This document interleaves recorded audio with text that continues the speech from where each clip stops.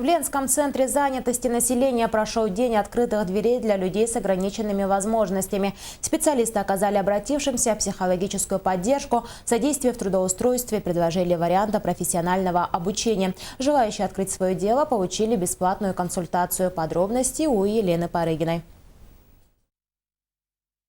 Устройство на работу впервые или на новое место или должность. И для здорового человека не рядовое событие, сопровождаемое переживаниями по поводу и без. Люди с ограниченными возможностями, к сожалению, востребованы не всегда и не везде. Именно для них Центр занятости населения проводит День открытых дверей. Все инвалиды, которые обращаются к нам, они должны быть рабочей группы.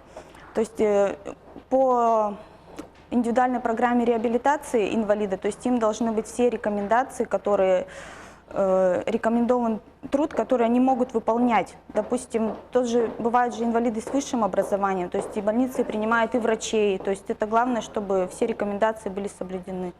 Первый шаг – психологический настрой. Психолог центра Ольга Кудрявцева помогает сделать этот шаг. Здоровая психика – ключ к решению многих проблем. Наша задача на элементарном уровне, начиная научить этого человека успешно проходить собеседование, научить этого человека, поднять ему уровень его стрессоустойчивости, снять какие-то коммуникативные барьеры.